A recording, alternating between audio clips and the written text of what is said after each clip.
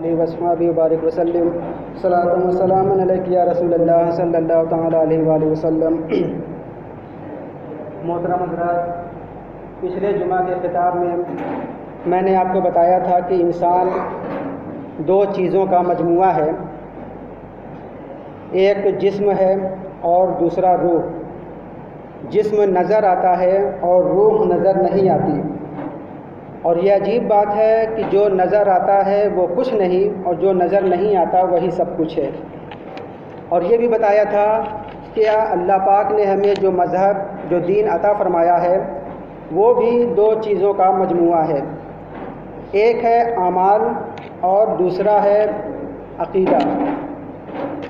ہم نماز پڑھتے ہیں نظر آتا ہے، روزہ رکھتے ہیں نظر آتا ہے، حج کرتے ہیں نظر آتا ہے، زکوٰۃ دیتے ہیں نظر آتا ہے۔ غرض یہ کہ جو کچھ بھی ہم عبادت کرتے ہیں وہ سب نظر آتا ہے، مگر ہمارا عقیدہ کیا ہے، نبی کریم صلی اللہ علیہ وسلم کے بارے میں ہمارا عقیدہ کیا ہے وہ نظر نہیں آتا۔ اللہ کے بارے میں ہمارا عقیدہ کیا ہے وہ نظر نہیں آتا۔ آخرت کے بارے میں ہمارا عقیدہ کیا ہے وہ نظر نہیں آتا۔ اور جو نظر نہیں آتا وہی سب کچھ ہے، اور جو نظر آتا ہے وہ کچھ بھی نہیں۔ میں نے تفصیل سے اس بارے میں پچھلے جمعہ کو بتایا تھا کہ عقیدہ سب سے اہم اور ضروری ہے۔ اب دیکھیں کہ میں یہاں پر ایک منافق اور یہودی کا قصہ آپ کو سنانا چاہتا ہوں کہ اس وقت مجھے عہد رسالت کے ایک بڑا مشہور واقعہ یاد آ رہا ہے کہ جسے آپ نے بارہا علماء کرام سے سنا ہوگا۔ واضح کرنے کے لیے کہ عقیدہ کتنا اہم ہے میں بھی آپ لوگوں کو یہ سنانا چاہتا ہوں کہ ایک نام نہاد مسلمان یعنی منافق اور ایک یہودی کے درمیان کچھ جھگڑا ہو گیا تھا کہ کھیت کے بارے میں کہ سب سے پہلے پانی کون لے گا۔ یہودی کہتا تھا کہ میری باری ہے اور منافق کہتا تھا کہ ہماری باری ہے۔ جب بات بہت زیادہ بڑھ گئی تو منافق نے کہا کہ ہم ایسا کرو کہ ہم آپس میں لڑے نہیں،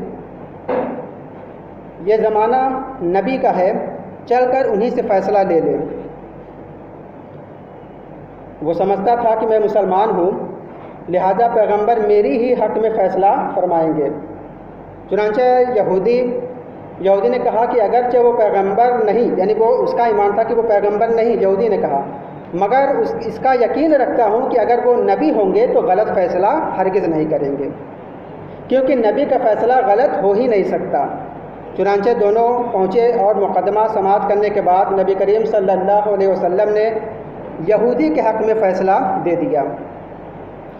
وہ بد باطن اپنے منصوبے کے لحاظ سے بڑا شرمسار ہوا اور یہودی سے کہنے لگا کہ یہ اللہ کے رسول ہیں، پتہ نہیں کس محویت کس استغراق کے عالم میں تھے کہ انہوں نے ایسا فیصلہ دے دیا۔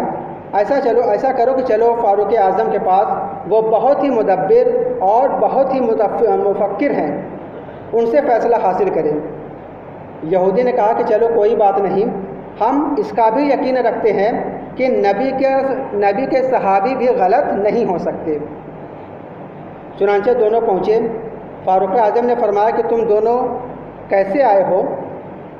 یہ نمازی بولا، یعنی یہ منافق بولا کہ میں ایک مقدمہ میں آپ کا فیصلہ چاہتا ہوں۔ فاروق اعظم کا تیور بدل گیا، نبی کا زمانہ ہے اور فیصلہ لینے میرے پاس آیا ہے، اللہ اکبر، جذبہ ایمانی اسے کہتے ہیں۔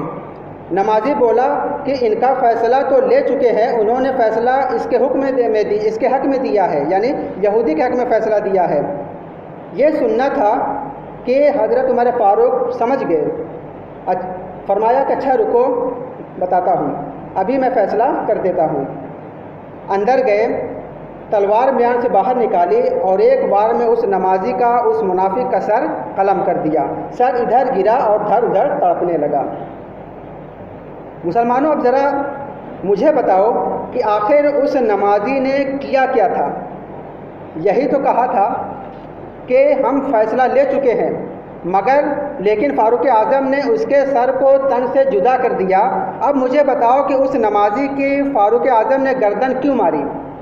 بات اتنی سی ہے کہ جب اس کلمہ گو نے یہ کہا کہ میں نے پیغمبر اسلام کا فیصلہ لے لیا ہے، تو فاروق اعظم تاڑ گئے کہ ہو نہ ہو یہ رسول اللہ صلی اللہ علیہ وسلم کے فیصلے سے راضی نہیں ہے، اگر راضی ہوتا تو میرے پاس کیوں آتا؟ تو آپ نے دیکھا کہ جبلت فاروق اس حال میں اسے زندہ چھوڑ دیا۔ عمر فاروق نے کہا کہ اگر اس حال میں اسے زندہ چھوڑ دیا گیا تو اس کے جیسے نہ جانے کتنے موسمی میڈک اور برساتی کیڑے پیدا ہو جائیں گے، جو کیڑے مکوڑوں کی طرح زمین پر پھیل کر نماز روزے کی نمائش میں اپنی عیاری اور مکاری کا جال پھیلائیں گے۔ فاروق اعظم نے اس کی گردن اڑا دی تاکہ اسلامی معاشرے میں ایسے ناپاک شخص کا وجود ہی نہ رہ جائے۔ اب اور آگے چلیے، صحابہ کے درمیان یہ خبر پھیل گئی کہ عمر نے جلال میں آ کر ایک مسلمان کو قتل کر دیا۔ فاروق اعظم نے فرمایا کہ اگر میں اسے مسلمان سمجھتا تو اسے قتل کیوں کرتا؟ جو اللہ اور اس کے رسول کے فیصلے پر راضی نہ ہو وہ مسلمان ہی کہاں رہا۔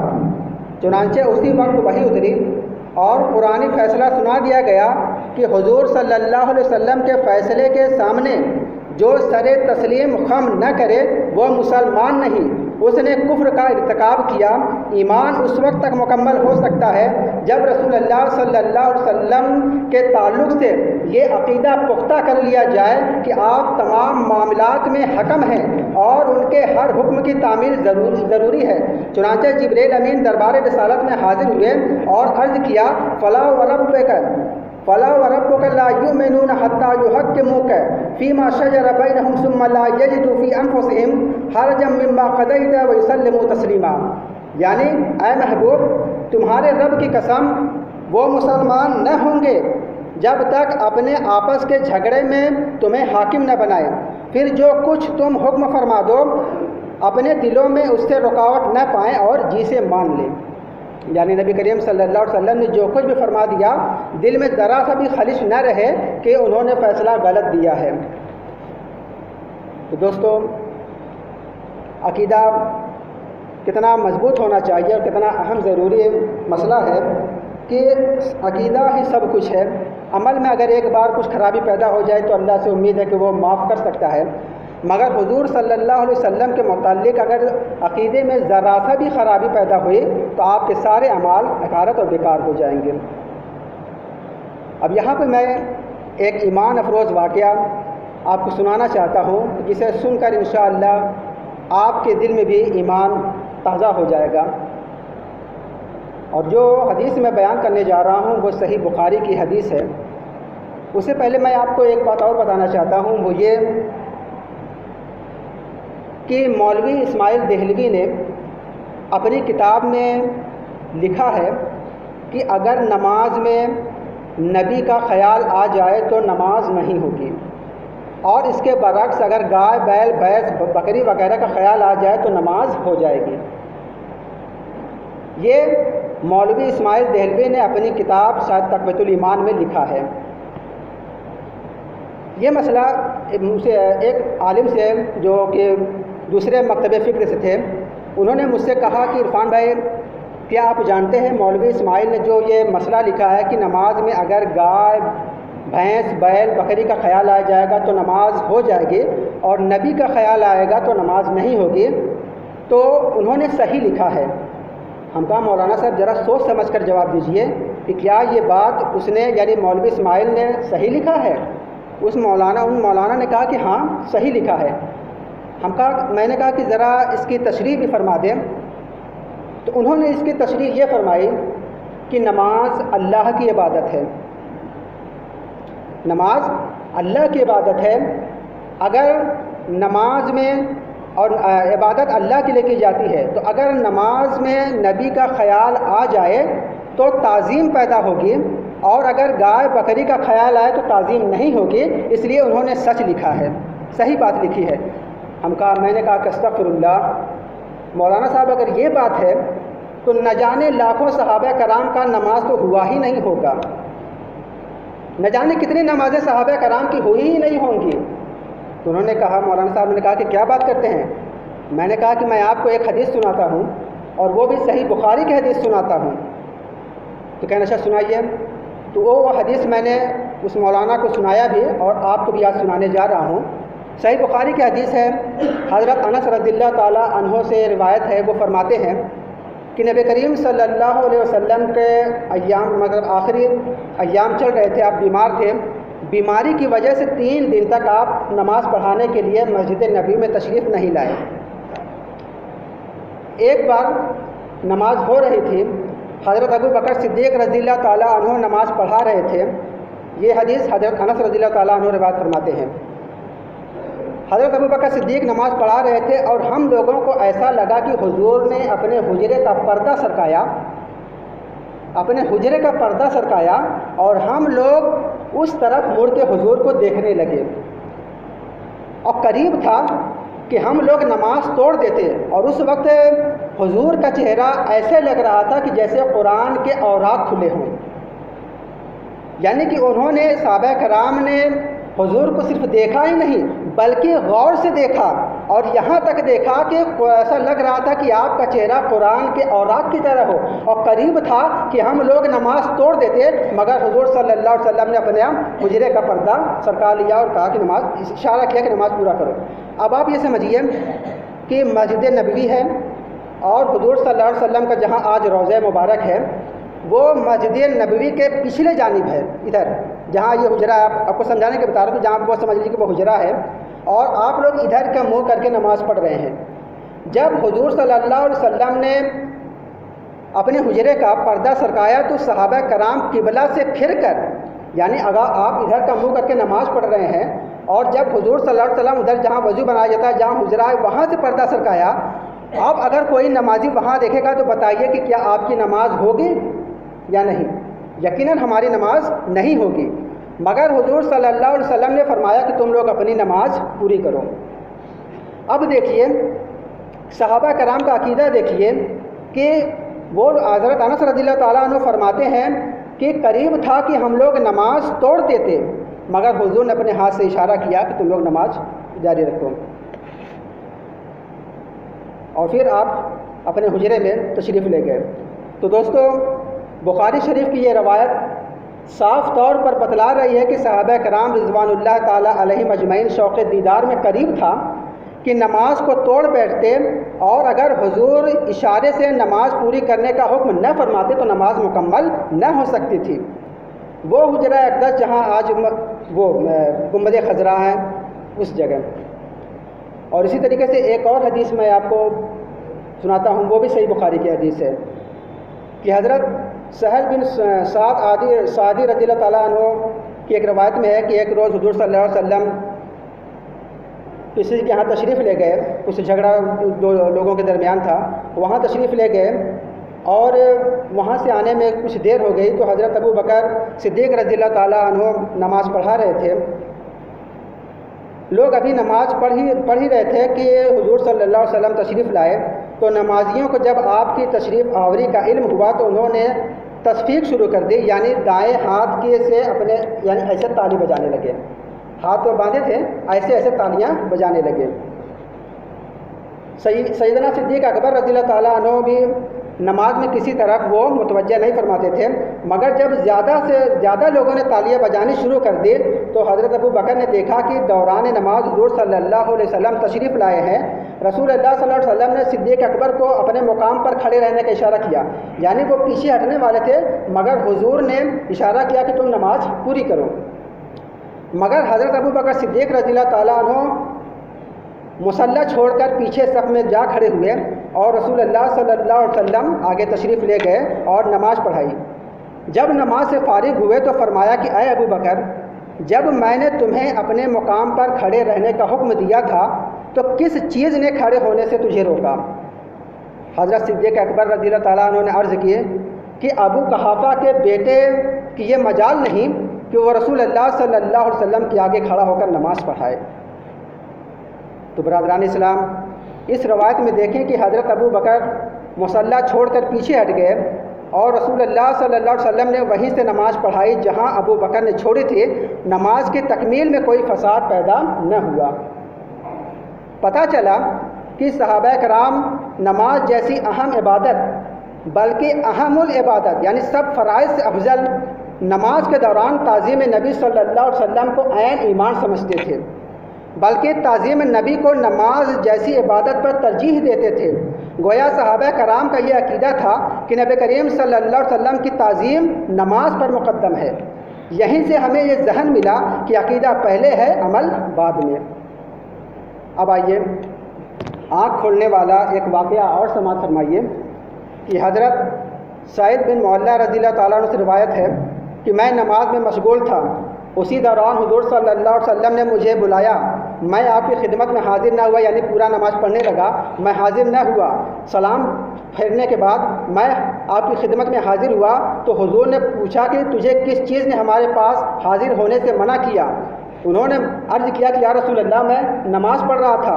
میرا یہ جواب سن کر رسول اللہ صلی اللہ علیہ وسلم نے فرمایا کہ کیا اللہ تعالیٰ نے یہ نہیں فرمایا کہ اے ایمان والو، اللہ اور اس کے رسول تمہیں بلائیں تو فوراً حاضر ہو جاؤ؟ اس روایت سے معلوم ہوا کہ اللہ کے رسول صلی اللہ علیہ وسلم نے ہمیں تعلیم دی ہے کہ نبی کی تعظیم کا تقاضا ہے کہ نماز جیسی عبادت کو بھی فوراً چھوڑ کر حضور کی خدمت میں حاضر ہو جاؤ۔ تو کیا اس سے پتہ نہیں چلتا کہ نبی کی تعظیم جس کا تعلق عقیدے سے ہے، نماز جو اللہ کی عبادت ہے اس پر ترجیح رکھتی ہے؟ اب بتاؤ کہ کیا اس میں کوئی شک و شبہ رہ گیا کہ عقیدہ اصل ہے، اگر وہ نہ ہو تو عمل کی کوئی حیثیت نہیں ہے۔ یہ تو نماز کے دوران تعظیم نبی کی بات تھی۔ اب آئیے حضرت علی رضی اللہ تعالیٰ عنہ کی بارگاہ میں آپ نے تو تعظیم نبی کے پیش نظر نماز کو بالکل ترک ہی کر دیا، چھوڑ ہی دیا، اور حبیب خدا صلی اللہ علیہ وسلم کی نیند میں خلل نہ پڑنے دیا۔ ایک دفعہ نبی کریم صلی اللہ علیہ وسلم نے حضرت علی کو مال غنیمت تقسیم کرنے کے لیے بھیجا۔ واپس آئے تو جماعت عصر ہو چکی تھی۔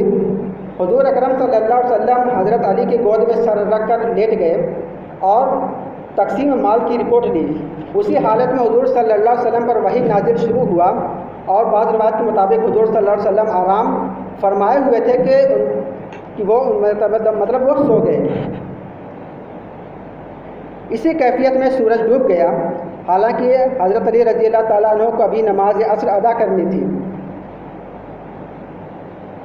اور حضرت اسماء بن امیس رضی اللہ تعالیٰ عنہ بیان کرتے ہیں کہ رسول خدا صلی اللہ علیہ وسلم نے اللہ کے حضور عرض کیا کہ اے اللہ، علی تیری اور تیرے نبی کی طاعت میں تھا، اس لیے سورج کو واپس لوٹا دے۔ سورج ڈوب چکا تھا، لیکن آپ کے ارشاد کے تحت سورج پلٹ آیا، یہاں تک کہ پہاڑوں کو روشن کر دیا۔ علی رضی اللہ تعالیٰ نے کھڑے ہوئے وضو کیا اور نماز عصر ادا کی، پھر سورج ڈوب گیا۔ برادران اسلام، علی کے زانوں پر نبی سر رکھ کر آرام فرما رہے ہیں۔ علی نے نماز نہیں پڑھی ہے، سورج ڈوب رہا ہے، نماز عصر کا وقت ختم ہوا جا رہا ہے، مگر علی نے نبی کے آرام میں خلل نہ ڈالا، اور ان کے عقیدہ نے یہ فیصلہ کیا کہ اے علی، نمازیں قضا ہو تو پھر سے ادا ہو، نمازیں قضا ہو تو پھر سے ادا ہو، محبت قضا ہو تو کیسے ادا ہو؟ اب آپ بتائیے کہ عقیدے کو علی نے عمل پر ترجیح دی یا نہیں؟ ان روایتوں سے معلوم ہوا کہ صحابہ کرام کا عقیدہ تھا کہ نبی کی تعظیم نماز پر فوقیت رکھتی ہے۔ جب نماز پر انہوں نے تعظیم نبی کو فوقیت دی تو دیگر اعمال جو نماز سے کم درجے کے ہیں ان پر تعظیم نبی کو بدرجہ فوقیت حاصل ہوگی۔ بہرحال اب یہ اچھی طرح آپ لوگوں کے ذہن نشین ہو گیا ہوگا کہ عقیدہ اصل ہے، عقیدہ نہیں تو کچھ بھی نہیں۔ اب یہاں پر میں اپنی بات ختم کرتے ہوئے آخری بات ایک اور عرض کرنا چاہتا ہوں، وہ یہ کہ اگر کسی کی عمر 99 سال 11 مہینہ 29 دن کی ہو، یعنی 100 برس میں ایک دن باقی ہو، اس نے ساری عمر گناہ کیا، کفر کیا، شرک کیا، چوری کی، ڈاکہ مارا، شراب نوشی کی، غرض یہ کہ اس نے ساری عمر کوئی نیک کام نہیں کیا بلکہ گناہوں میں ہی گزارا، مگر 100 برس پورے ہونے سے ایک دن پہلے اس نے رسول اللہ صلی اللہ علیہ وسلم کا کلمہ پڑھ لیا، ان کے دامن کرم سے وابستہ ہو گیا، اسلام قبول کر لیا، تو آپ جانتے ہیں کہ اب یہ ایسا ہی ہے جیسے ابھی یہ ماں کے پیٹ سے پیدا ہوا ہے، سارا گناہ دھل گیا ہے۔ اس کے بعد نہ ایک وقت کی نماز پڑھ سکا، نہ حج کر سکا، نہ زکوٰۃ دے سکا، نہ روزہ رکھ سکا، ایمان لایا اور اس کا انتقال ہو گیا۔ اب خوب دھیان سے سنو کہ یہ مومن ہو کے مرا اور جنتی ہو کے مرا اور جنتی ہے، حالانکہ اس کے پاس نیک عمل نہیں، صالح عمل نہیں، عمل کی ایک کوڑی تک بھی نہیں ہے اس کے پاس، نہ سجدہ ہے، نہ روزہ ہے، نہ حج ہے، نہ زکوٰۃ ہے، جب فرائض نہیں تو نوافل اور سنن کی کیا بات ہو سکتی ہے۔ اب اس کے تصویر کا دوسرا رخ سنیے کہ ایک شخص کی عمر 99 برس 11 مہینے 29 دن کی ہے، ساری زندگی اللہ اللہ اللہ اللہ کرتا رہا، یاد الہی سے کبھی غافل نہ رہا، روزہ، نماز، حج، زکوٰۃ، 5 وقتہ نمازوں کے علاوہ اشراق، چاشت، اوابین، تہجد، غرض کی عبادت اور ریاضت کا سرمایہ اس کے پاس ہے، لیکن وہی 100 برس سے ایک دن پہلے رات کے وقت پورے ہوش و حواس کے ساتھ رسول اللہ صلی اللہ علیہ وسلم کی بارگاہ میں گستاخی کر بیٹھا، توہین کی، بے ادبی کر بیٹھا اور مر گیا۔ اب دھیان سے سنو کہ وہ مسلمان ہو کر مرا، وہ مسلمان نہیں بلکہ کافر ہو کر مرا، جنتی نہیں جہنمی ہو کر مرا، گویا میرے سرکار ہی معیار ہیں، بے شمار گناہوں کے بعد ان کا کلمہ پڑھ لیا، ان کا ہو گیا تو سب گناہ دھل گیا اور بلا روک ٹوک سیدھے جنت میں چلا گیا۔ عبادات کی لمبی فہرست ہے، اعمال کا بڑا بوجھ ہے، لیکن ان کا دامن جب چھوٹ گیا تو زندگی کا سب کیا دھرا سب مٹی میں مل گیا، اب اس میں سے کچھ کام نہیں آئے گا۔ اب تو آپ اچھی طرح سمجھ گئے ہوں گے کہ عقیدے اور ایمان کی کیا اہمیت ہے، اس لیے آپ اپنے عقیدے کو محفوظ رکھیے، اللہ کی اطاعت کے ساتھ اس کے رسول صلی اللہ علیہ وسلم کی ذات سے وابستگی میں ہی ہماری نجات ہے۔ اللہ تعالیٰ ہم سب کو ایمان و عقیدے کی حفاظت فرمائے اور نیک عمل کرنے کی توفیق عطا فرمائے۔ وآخر دعوانا الحمد للہ رب العالمین۔